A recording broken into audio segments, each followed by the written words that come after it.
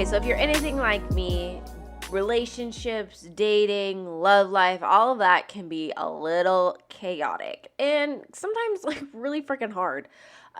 So in this episode, we talk with the number one balance and relationship advisor in the world. Yeah, you heard me, the world. Naketa Thigpen. She honestly opened my eyes to a lot of new ways to think about being selfish and why it's required in order for you to have lasting, meaningful relationships. We also dive into the ways to deepen intimacy and boost it, because I know for those who are in long-term relationships, that's a fear and that's a challenge that a lot of people run into is how do I keep something going when I've just been doing it for so long? How do I keep it spicy? How does it stay new? How do I still crave somebody? So we answer all of those questions and more, and trust me, there are a few mic drop moments in here. So sit back, take a listen. Hey everyone, welcome back to another episode of the So She Slays podcast. I'm so excited to introduce our next guest, Naketa Thigpen. She is a balance and relationship advisor, CEO of Thigpen, and author of Selfish. Thank you so much for joining us. Oh, thank you for having me. I am thrilled to be here. Oh my gosh. Okay, so I feel like we can dive into several different things as far as all the things that you cover, but there are two topics that I feel like are going to really resonate with our audience. All right. So one of them, I need you to explain a little bit more, because when I read this, I wasn't exactly sure what you meant, but I got the general gist. So my question is, why internally, oh my goodness, I cannot speak. My question is why selfish lovers become forever lovers and live the most peaceful lives. Okay. I feel like I kind of understand what you're talking about, but I kind of don't. So what do you mean? Yeah, no, that's a great point. So what I mean is when you are intentionally selfish, and for all of those that come from society's understanding of the word selfish, because I get this a lot too. I just want to back up for a quick second, because I know some people, including me, when I first had it downloaded into my spirit that this was my jam, this was my revolution of all things being intentionally selfish, I had a visceral reaction to the thought that being selfish could be good as well. And so I just want to set the context for that a little bit. The reason I decided to take intentionally selfish and redefine it as something good, the new definition of it is a personal, intimate gift to create your joy. The reason that I did that is after I had dug into the depths, because I'm a nerd, #nerd for life, all day, every day, no apologies for it. When I looked into the word selfish and realized that it got into our lexicon, into the Webster's and the Oxford Dictionary, because sometime in the 1600s, a Pentecostal bishop told women, his parishioners, that they were selfish if they denied their husbands access to their bodies. The only way that you were supposed to, by the scriptures that they were going by at the time, to deny your husband, if you were in fact officially married through the church, to the congregation, was if you were on your menses, which is menstruation for all of those who don't use the acronym or the shorthand term for it, or if you were literally pushing a baby out of your vagina. If those two things were not happening, you were not supposed to say no. And if you did, you were considered selfish. So that term got into our dictionary and started to literally guide how we saw our lives, not just as women, but as humans. So we often, I feel like this is making so much sense right now. You know what I'm saying? Why we give and give and give. Exactly. And it's DNA at this point, right? Because the culture begets the community, begets the parenting, begets the children who grow up and repeat it all over again. So we were all, including me, who was born in the 70s, we're raised thinking, oh, give, don't say no. And not just sexually, because most of our parents weren't necessarily telling us like, give your bodies to your husbands. That's not necessarily how they were talking to us. but it was ingrained that you don't say no, that you give until you don't have anything else to give. And then when you don't have anything else to give, you find a new way to scrape something from the bottom of your core and give anyway. And we were constantly doing it. No is a bad word. So when I realized all of that, the nerd in me was rejecting the patriarchal definition of it in the first place, because I'm a woman who's been in a relationship for over 30 years, love my man to life, and I wish he would expect me to do anything other than what is I out of wish integrity with he me. would. Look at you. I wish he would. I wish he would. Try it. Exactly. On any level, and vice versa, right? Like, I need to respect his boundaries. And if he's not in the mood for anything, I have to respect that. And it goes, in both directions. So once I realized that, I took it broader than just the sexual definition that it came from, which made you think as a woman, because you were considered chattel, just plain old property of your man at that time, a man who you might not have actually signed up to marry, but that's a whole different conversation, right? Like, you were chattel. It went from don't say no, you're being egotistical, you're only thinking about yourself. How dare you, when you have this man who has paid a dowry for you and who wants access to you, and whatever version of that was coming up for you where you were coming from, to now other women shame other women when they put up a boundary and say, no, I can't come to that event. No, I'm not available for this thing. No, I don't have bandwidth to meet with you this week. Oh, girl, you have to get on my calendar because my schedule's full. What do you mean? I'm the exception. Why not? You're being selfish, right? Like, we started to shame each other with that. And that created this whole vortex of us people pleasing. The most brilliant, the most ambitious, the most hardcore of us would still people please because we did not want to be seen as selfish. So of course, this ripples into every relationship, not just your romantic forever lover relationships, but in every direction, your platonic girlfriends, your guy friends, your siblings, your coworkers, if you own your own company or you work as an entrepreneur, your direct reports, you start leaning into more of other people's expectations and you pull away from what you really want in the first place. Before you know it, you've accomplished a whole lot. Your portfolio is amazing and you feel completely disconnected from all of it. That shows up in the bedroom too. If you're doing those same things, if you're having a hard time creating that boundary to protect yourself, to fuel yourself, to feel juicy in and of yourself, then you're just giving to your person, male or female, you're giving all of yourself away, and then you're looking at them with resentment. Ugh, how did I end up with you? Ugh, this feels like we're roommates. Ugh, I can't believe that I allowed myself to do this again with this other relationship, because for most of us, it's not the first relationship right? That we've seen this pattern. Girl, you're speaking to a recovering people pleaser right here.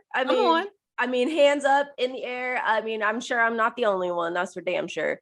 You are definitely not. It's definitely something I have had to come to terms with, and I'm definitely working on. And let me tell you, those little triggers and those little habits, they find a way to sneak back in. Yes, they do. And then you're like, excuse me, you have to have a little word with yourself. And you're like, whoa, we need to back up. This is too much. Exactly. So I want to know, I mean, I've never really thought about it as far as like, it being a trigger for almost resentment for your partner, so how do we not let it get that far? Yeah, honestly, so this is where the being intentionally selfish and embracing it comes from. Now, there's work. You can't go from hundreds and 400 plus years of a thought pattern to automatically like, oh, I heard this great podcast, this brilliant woman Naketa said I should be selfish, that's it, I'm going to flip. It's typically not that easy, right? Like, we have to really look at if only. But we have to look at the undergirth of what it is. So for me, GIFT is an acronym. When I say the new definition of being intentionally selfish is a personal, intimate gift to create your joy. The gift in and of itself is a tool. So GIFT, for everyone who's listening, driving, sitting on their Peloton right now and doing whatever. When the G is for gratitude. It's something that most of us understand, we completely align with. I need to be in a space of gratitude. I need to be grateful. But mine is a little bit deeper than that. It's you not allowing yourself to hide behind being grateful, because that's basically what the Pentecostal bishop was saying. You got a man, you better do whatever you're supposed to do to keep that man. You better show up whenever, even if you don't want to be touched, you better allow yourself to be touched anyway, because marital rape wasn't a thing. It wasn't a thing until very recently, quite honestly, right? Like legally, all of it. But we lean into that. Oh, I should just be so grateful. I should be grateful to have this life. I should be grateful to have this job. I should be grateful to have this relationship. I should be grateful that I'm Wow, that single can be and so savvy. toxic. Now that you're putting it in that light, like that's toxic.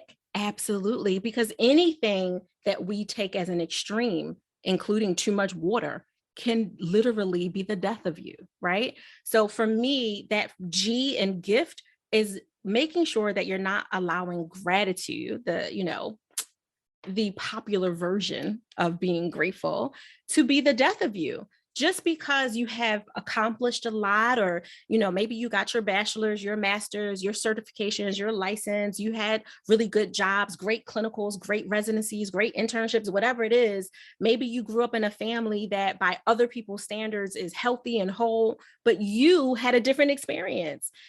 Don't hide behind what other people would say you should be so grateful for, because that's typically what we do. It doesn't mean don't be grateful. Raise your vibration, feel good, accomplish, reflect, and celebrate all the great things that you've done. And in parentheses, A and D, want more.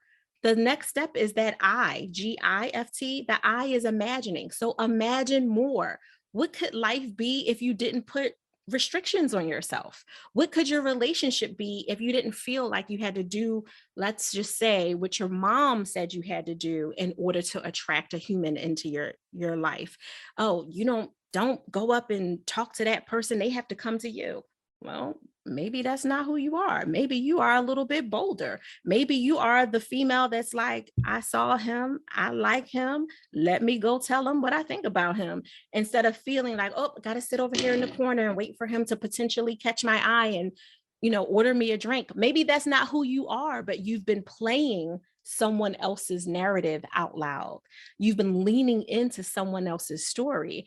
And if you imagine yourself playing on your level and not anchored to someone else's tethers, your old coach, your old teacher, your parents, your guardians, that sibling that claims she knows or he knows so much better than you, whoever's narrative you're leaning into, imagine yourself having a relationship that wasn't about how they did it or how they said you're supposed to do it. The next step is the F in gift, which is forgiveness. Forgive yourself first and foremost for anything that didn't go according to plan that you might feel you contributed to, maybe because you allowed something.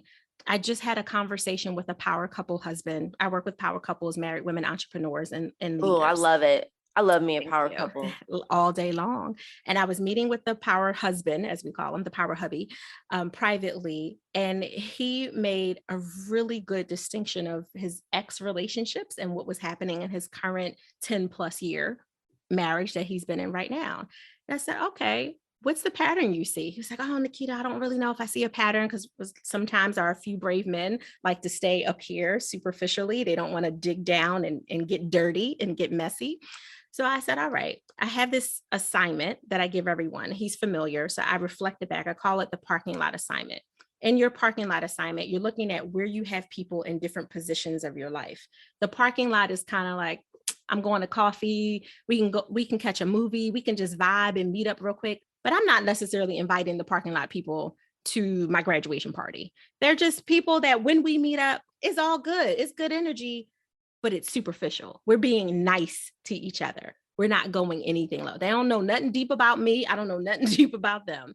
Then we go into the building of our heart, our lives, our space.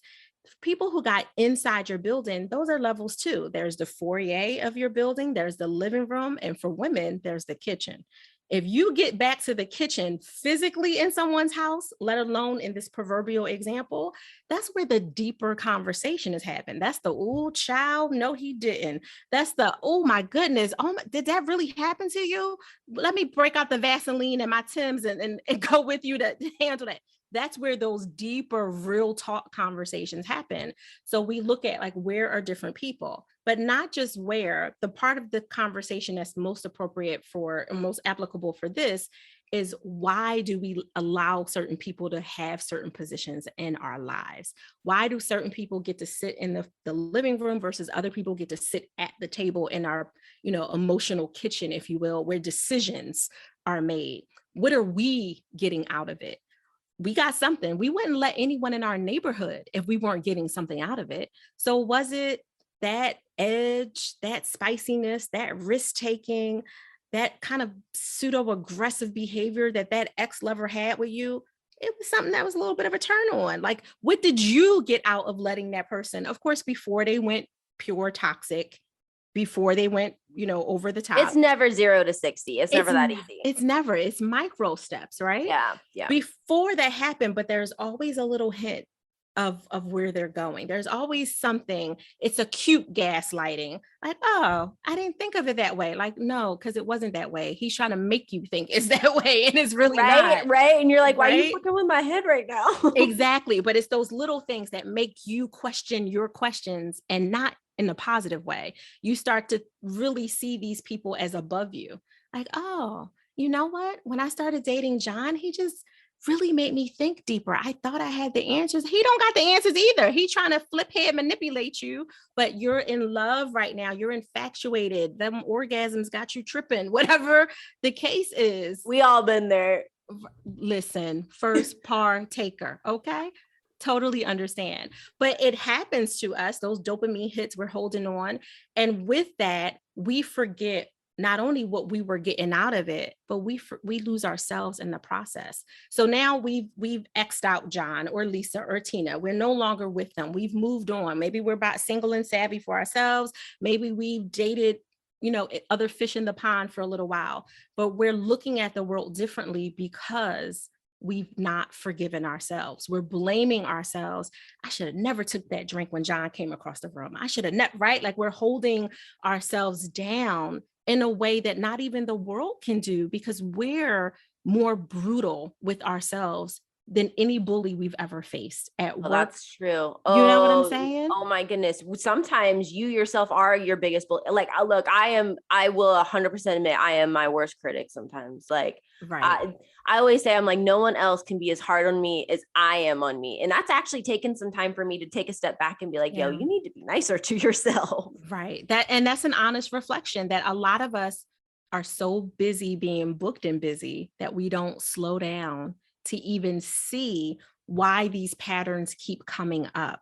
And part of it is why I say we have to be intentionally selfish, because if we give ourselves that gift, we've given ourselves the gift of time to back up, to do the personal transformation work, to do the self-forgiveness work, so we can get to that T in gift, which is to take action towards whatever part of what we imagined to be beautiful.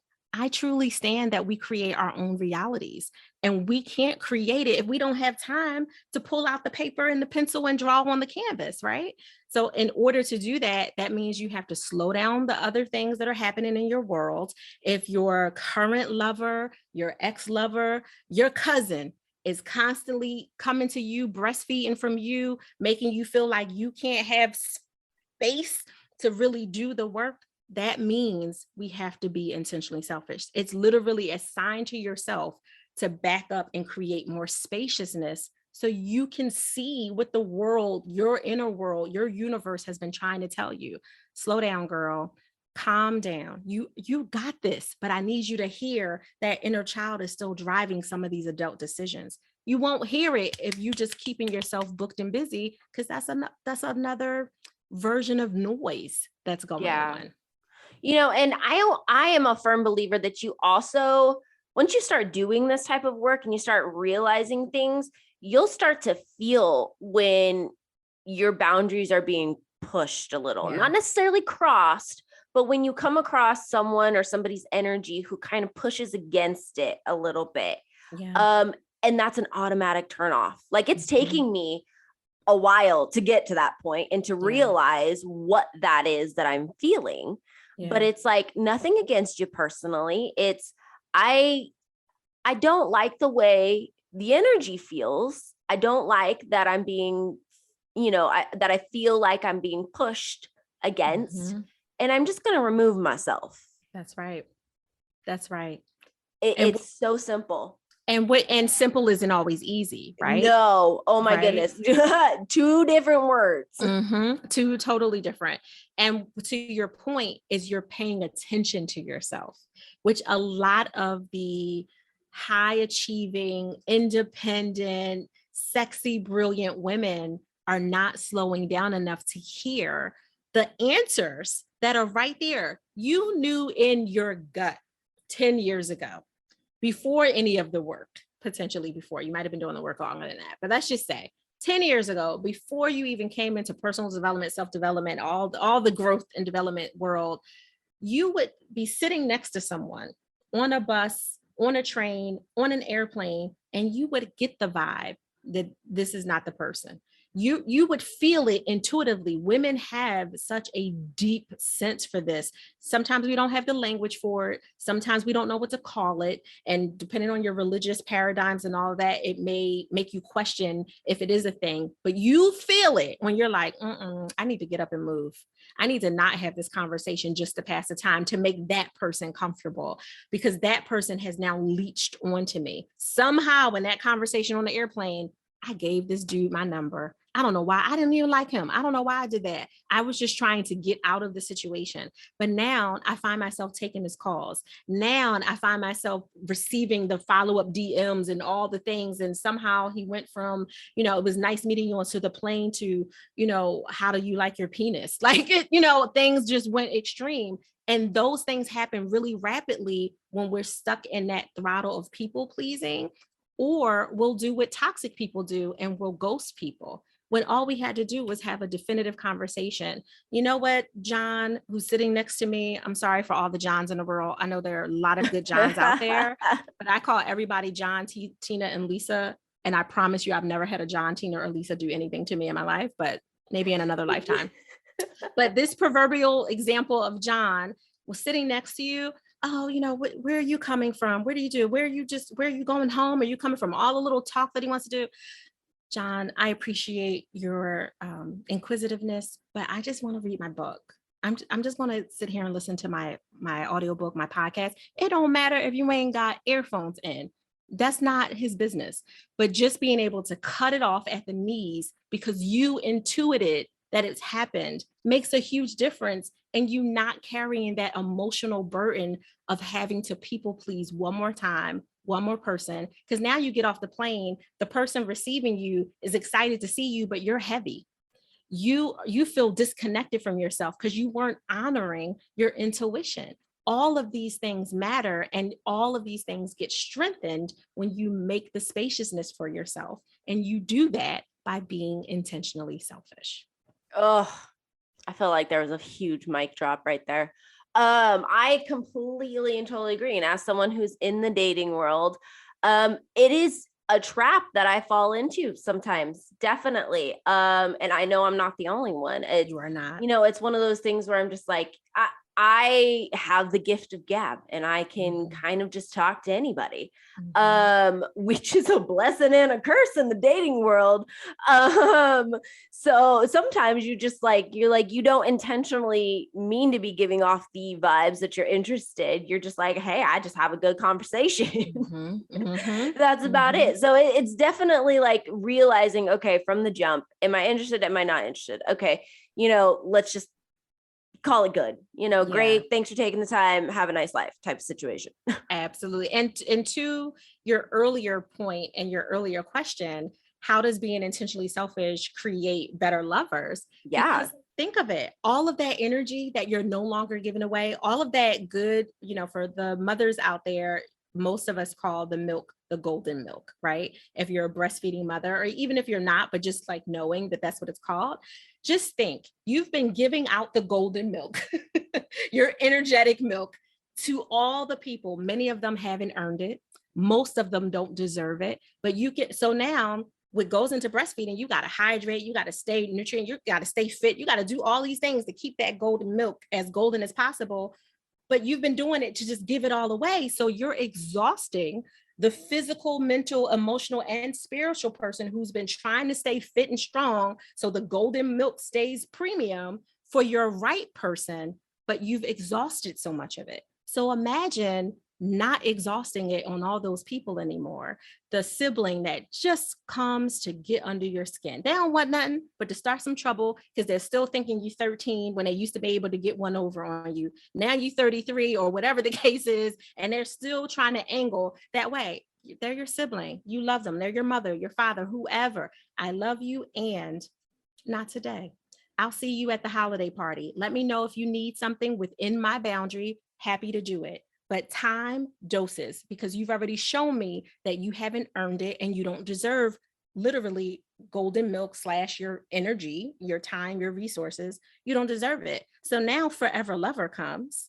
Now I got spaciousness and premium milk because it's been in reserve. I've been loving on me. I've been keeping myself right, not just for you, for me, because I'm making sure that I'm the premium level that I want to be with all the work and all the things that I have to do to constantly evolve. So now when forever lover comes into my ecosystem, I have so much amazingness to give, including expanded boundaries, including no codependency, including no reason to lose myself or dim myself for you because I've attracted you on my level. I've already brought someone into my ecosystem just by staying ready. And I can do that because I stopped breastfeeding the world and all the people who didn't deserve it. Oh, I mean, I have nothing for that because as far as I'm concerned, that's exactly the level in which we all need to be aiming for. Another question that I wanted to ask you are, we kind of, let's touch on this a little bit more. I mean, we kind of did a little bit, but when it comes to intimacy, because I know that we talked a little bit about, us single ladies out there, but I know that obviously we're not the only ones. There's lovely, lovely ladies who are in great relationships as well. But what are the top 5 ways to deepen connection with your lover and boost intimacy? Because I know that that's also a fear too, is that you lose that over time.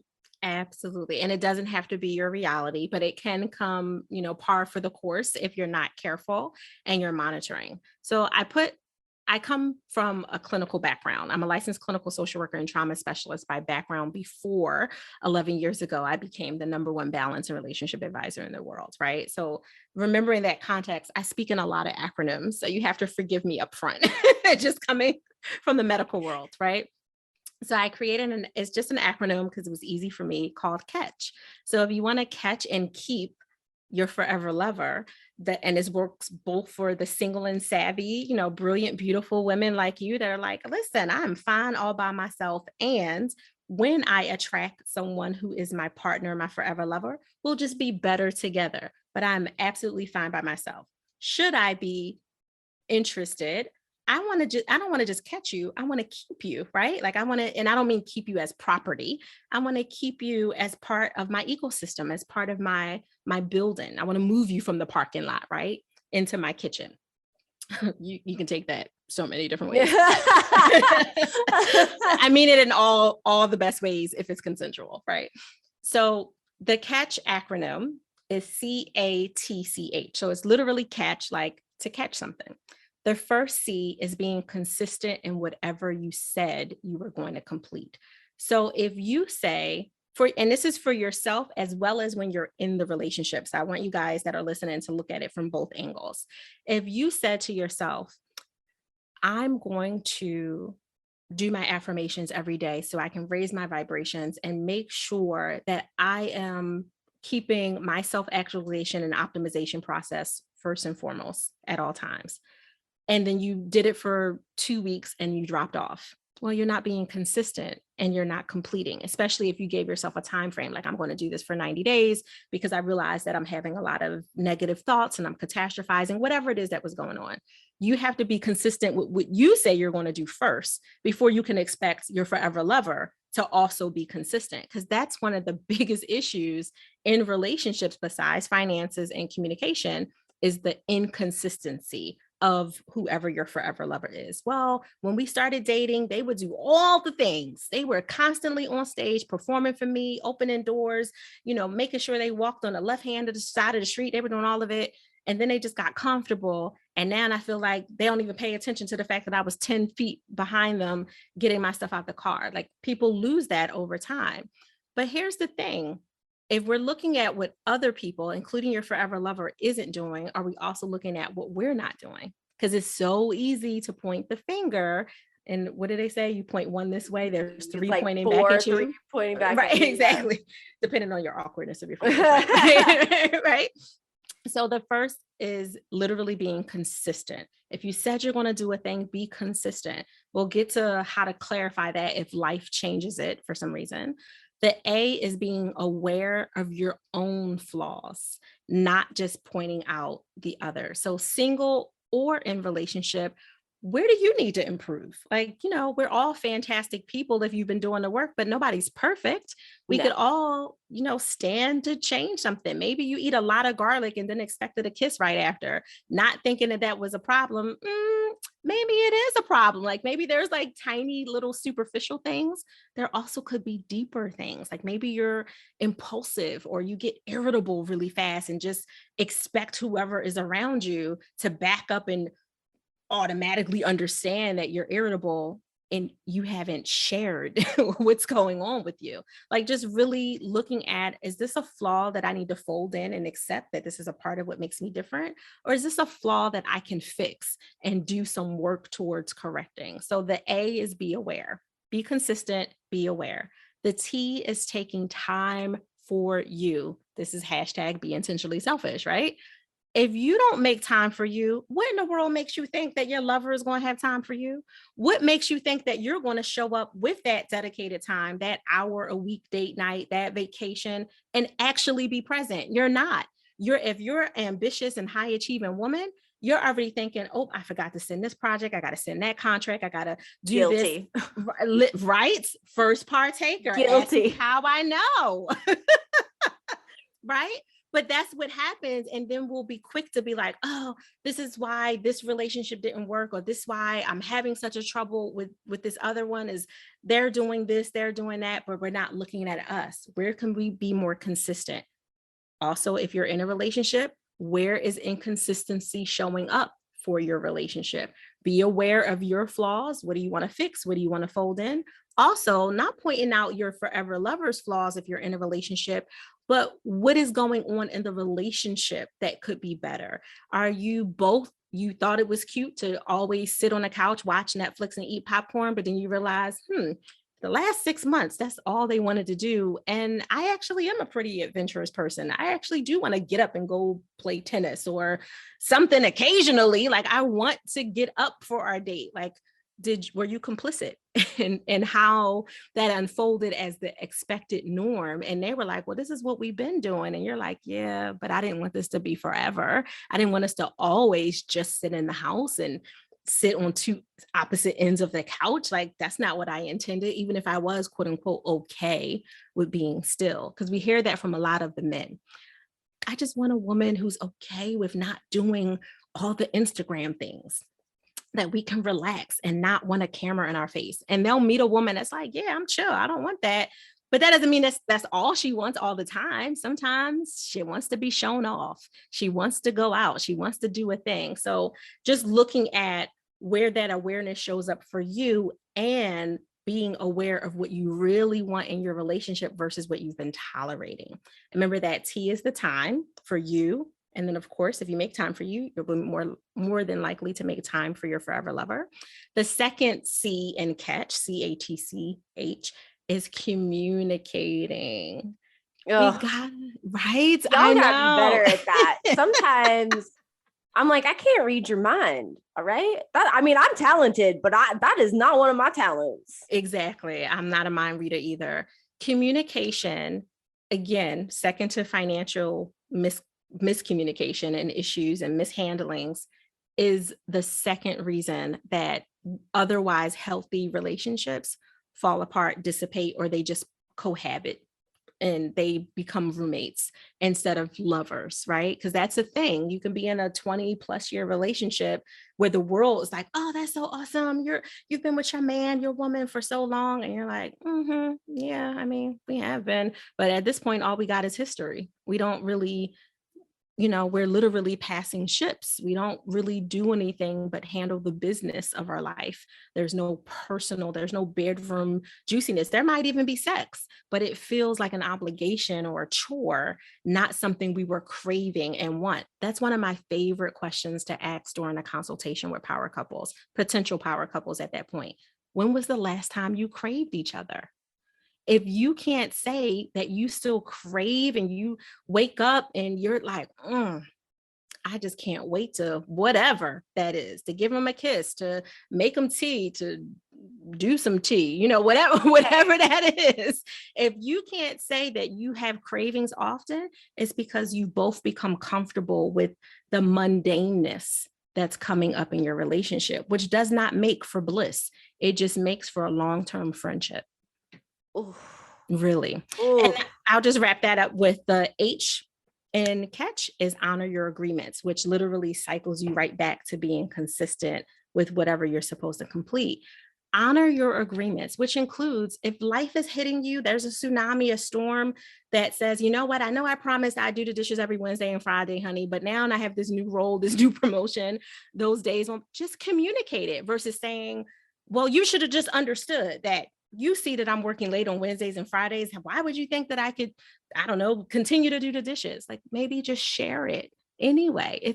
There's no problem with being what my husband would accuse me of very often is be like, all right, Captain Obvious. But like, yeah, but being obvious so there's no miscommunication.